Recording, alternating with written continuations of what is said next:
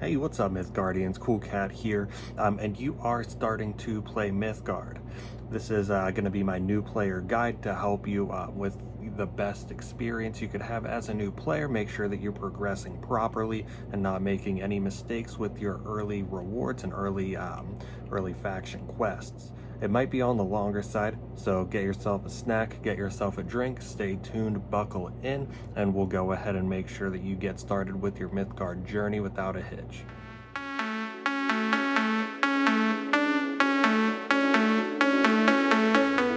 So your first goal as a new budding Mythgardian is going to be to complete the story.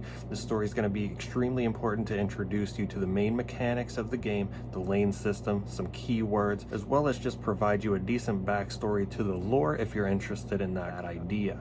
And then you'll also get a lot of gold for finishing this. You'll get a lot of base collection cards as well that are all going to be, well, most are going to be very useful when you're first starting out and further down the line. A lot of these cards do still see a lot of play, like Misanthropia, and a lot of the commons that you'll get along the way as well.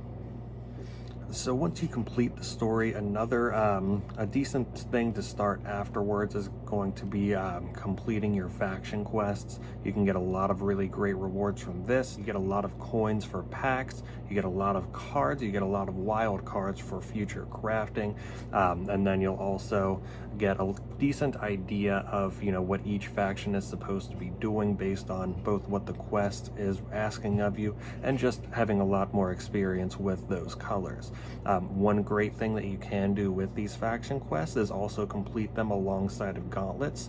With each gauntlet completion, you get a new path and power to finish out your path and power collection, which you'll need to move forward into your deck building and laddering and just general playing of the Mythgard in the PvP aspect once you get out of the PvE experience. So you can, draft a gauntlet deck and then look and see what your main colors are going to be, and if you can complete any of your faction quests with these gauntlet decks, and then just try to run the gauntlet as far as you can to finish unlocking your paths and powers, gaining some player experience levels as well, getting some additional rewards for that.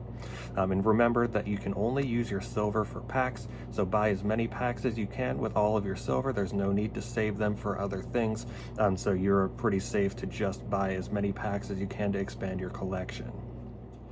And one thing, if you were looking to spend a little bit of money, there is an amazing starter pack available for you as well. It's $10. It's going to be 10 packs and a ton of mithril, which is what you use to buy additional packs from the store. There's, again, very little you can do with mithril at this stage of the game other than buy packs and upgrade some cards to prestige status, which, at a beginner level, I would definitely recommend using the mithril to buy packs. If you do that, you'll get 20 packs for $10. Great value. And outside of all of this, one thing that you can do is become active within the Mythgard community. You can join the Discord, join the subreddit. There's a lot of really helpful individuals in both of these areas. And then also, on Twitch streams and YouTube videos, there's a lot of people doing little giveaways as well, which you can win to expand your collection. Like, it's usually just different amounts of packs, 3, 5, 10, 20 even. So you can use that to really boost your beginner collection and just learn a lot about the game as well when you're interacting with this different content and all of these very helpful individuals. So I'll go ahead and link both the Discord and the subreddit down in the description below, so that you can get acquainted with the community.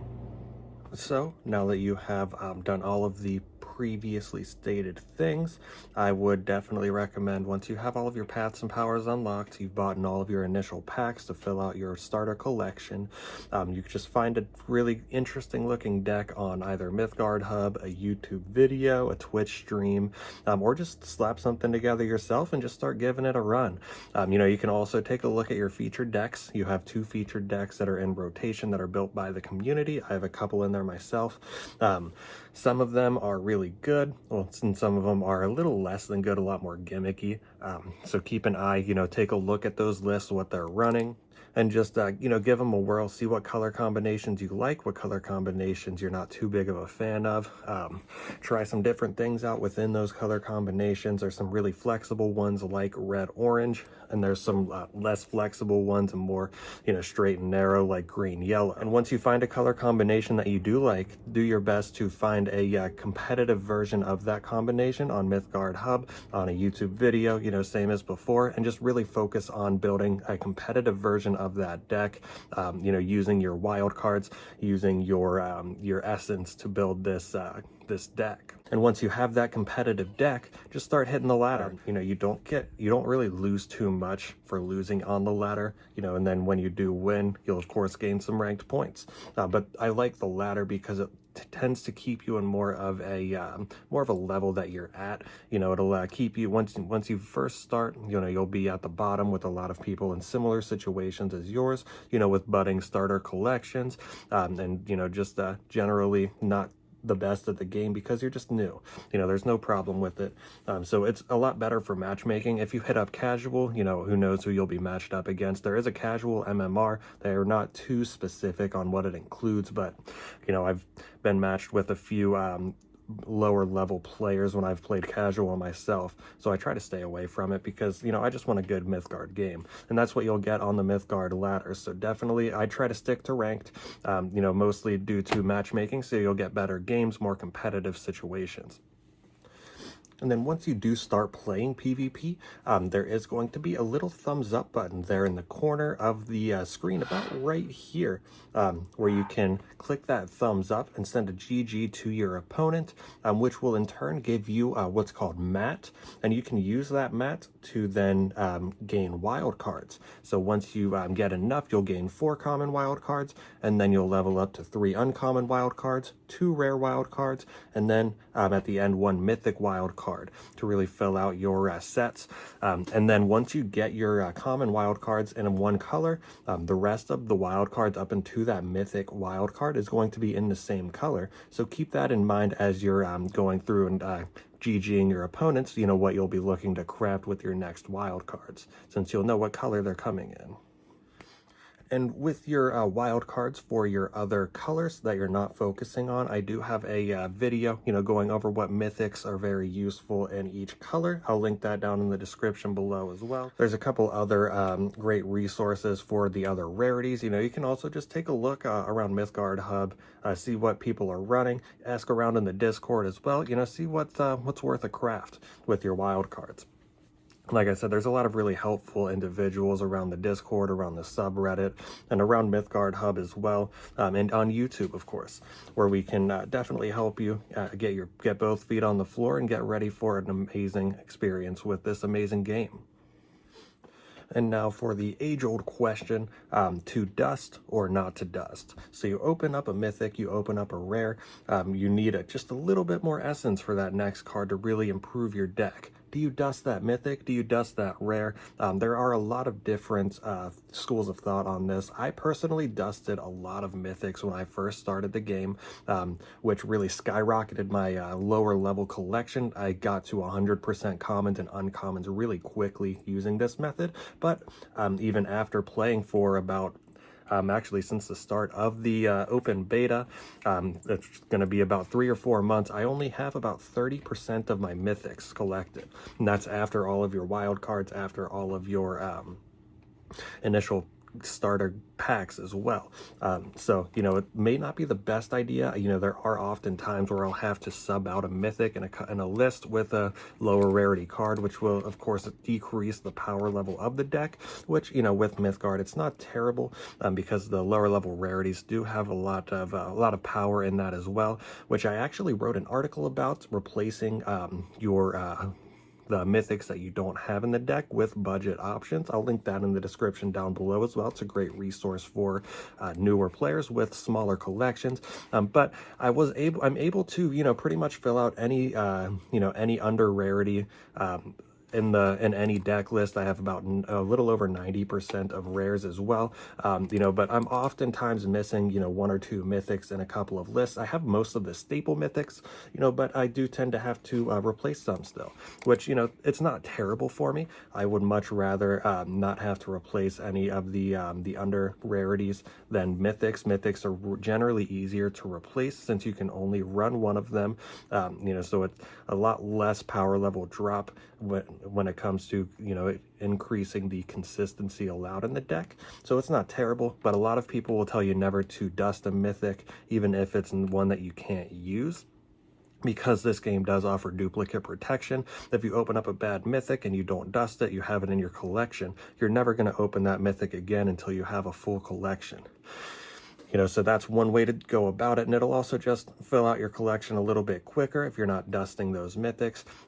But I prefer to dust my bad mythics so that I can fill up my my collection a little quicker with actually useful cards. All right, and here we are going to go over just the general UI, get you familiar and acclimated. So you're going to open up the game, you're going to see this. So I like to click remember me because I don't want to log in every time, and then I log in with Google myself. Login success, you may return to the game. You open the game back up, and here we go. So this is the general, this is a very opening UI. Start off with the profile. Of course, it has your collection stats, all of your game stats here as well. Your match history, which if you're just starting, you're not really going to have too much of a match history. You can set your custom emotes as well. And then you can also, over to the right hand side, log out or connect additional accounts. Then here you have your decks. Right now for you, it's most likely, if you're just starting, going to be filled with a bunch of starter decks. Those decks are okay, but I would recommend starting with the featured decks. Some of these are pretty good. Some are less than great, as I had gone over before, but just give them a shot and see how you like it. And then here in the collections tab, you have your cards. You have your open packs, portraits to select for your profile. That'll be your avatar, paths and powers, and the gallery of just, full art for all of the cards that you've collected. So you open up cards, of course, that'll open up your card collection. My collection is relatively full. Yours will look a lot more sparse than mine does. Go through, look over some cards, see what you think looks interesting. Try some out, do what you need to do there. And then open packs. When you buy packs, you'll go to this screen. They'll be sitting there. You tap the pack, it'll go to the middle and open up. And then under portraits, it'll just be all of the portraits you have unlocked. You'll have a lot less than me. You get portraits by leveling up, different achievements. You get portraits from your weekly chest. And then your paths and powers, this is just all of the paths and powers you have unlocked. I'd recommend getting these unlocked relatively quickly so that you're not gimping yourself by not having access to a path or power that your deck would benefit from. And then the gallery, just really interesting, neat looking full art for all of the cards that you have unlocked. If you don't have the card unlocked, you won't be able to open the full art, so you have to get the card first before you can open the art. And then you have your play tab. There's a lot of different play modes in the game. You have your story, which I recommend completing first. You get a lot of really great cards. You have 2v2, you have ranked, you have a bunch of different puzzles. I'd also recommend completing these, at least the base puzzles. That'll help you with different keywords and really get acclimated for those. And then let's see, you have your casual queue. I don't recommend casual queue. It's kind of a free-for-all. You have Brawl, which is PvE constructed. You have Gauntlet, which is PvE draft. That's where you'll unlock a lot of your paths and powers. And then you have the Arena, which is PvP draft. Not too many people play that mode, but if you're interested in draft, I would definitely recommend it. It's a fun mode to play. Here you have your store page. You can buy the starter pack. I haven't purchased it yet myself. I'm still 100% free to play. You can buy different packs. You can buy packs with both Essence and Mithril, and then you can just buy Mithril as well. On iOS and PC, over to the right here, you will have redeem code option. You don't have that on iOS. Due to some Apple rules and regulations with games in beta not allowing code redemption. So if you need to redeem a code, redeem that on PC or Android. And then you have your missions tab. This will have your daily missions, your beginner missions. Those are very helpful with the wild cards that you get at the beginning. You have your universal pool, which is just bonus coins that you get for playing the game. And here you have your factions tab. I haven't completed all of the faction quests myself. I haven't even started on green. I don't play too much green, but you can switch these, and it'll also switch your background as well, which is a neat little addition for some more customization on the UI. But I would definitely recommend completing these quests pretty quickly as a beginner. There's a lot of great staple commons and uncommons, a lot of wild cards, a lot of silver and coins as well to buy packs. Here you have your achievements tab. You get different amounts of coins for different achievements that you complete by just playing cards, collecting cards, completing gauntlets, completing arenas. Here you have your levels tab. This is where you'll get your rewards for different level ups. These come with, at the start, they come with paths and powers, and they come with portraits for each level and card backs as well, and then different assorted rewards like packs, silver, or just straight up essence. And then over to the right, you have your mat tab. You get wild cards for different mat levels. At the start, you will get 4 common wild cards of a certain level, and then each of the wild cards up to the mythic wild card is going to be that same color. So use that knowledge to prepare you for what you're looking to craft in the future. And then moving forward, you'll get different card back art for each level of mat that you receive. And then over to the right, you have your social tab. You can follow people. These are just people that you think are interesting. You meet on the ladder with neat decks, give them a follow to see what they're playing later on. People you don't want to match up against, give them a follow, see when they're in queue so you can avoid them. This is the followers tab. People will follow you if they think the same about you. And then people that you have blocked. I don't have any people blocked right now. I haven't had the need to. This community is very welcoming and very kind in general. And then the guilds tab, which is a function that's going to be added at a later date. And then other than that, at your main menu, it'll pop up with what you were working on before you close the app last. I've been working on the new puzzles, so it's been a lot of fun there. But you have your settings. See, so the options, it's all of your audio, your graphics settings, game settings. And then they also have a really great live stream tool with an attachment that will let you mouse over cards in Twitch to actually see, and it'll enhance and zoom in the card to see what it does.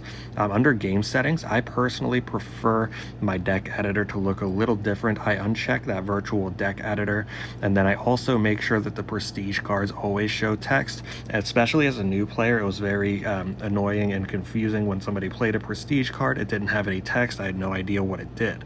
So I would definitely recommend checking that.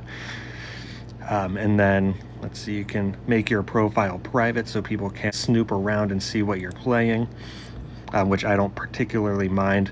And then you have the guide. There's a lot of really great information in here about all of the keywords and what they do, a lot of game rules as well, so you can find out that information, some lore information in the factions, and then just the general layout of the cards, which is covered pretty well in the introduction story.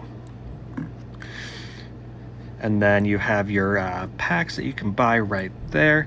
And then you have the amount of essence that you have. You can tap these things to open different menus. So if you tap the packs, it'll open up the store, or it'll open up the pack opener if you have packs to open. You tap the essence, that'll open up your collection. You tap the silver, that'll open up the store again, so you can buy things with your silver. Same with the mithril. And then I have my battery level and time. If you're not on the app, then it'll just have the time. It won't have your battery level. So that's a general rundown on the UI. It's a little confusing, a little convoluted for a new player. There's a lot of different things to go in and look at, so that'll just give you a little heads up to get acclimated. So that's pretty much it. I tried to get through as much as I could. This video is solely based on building your collection. It has nothing to do with mechanics, nothing to do with different keywords or anything to really help the actual gameplay aspect. It's solely based on building the best, most competitive collection as quickly and streamlined as possible within Mythgard. So like the video if you liked the content, if it was helpful. Subscribe for more Mythgard content, and to remember to always hit that GG button for Matt there at the end of the game.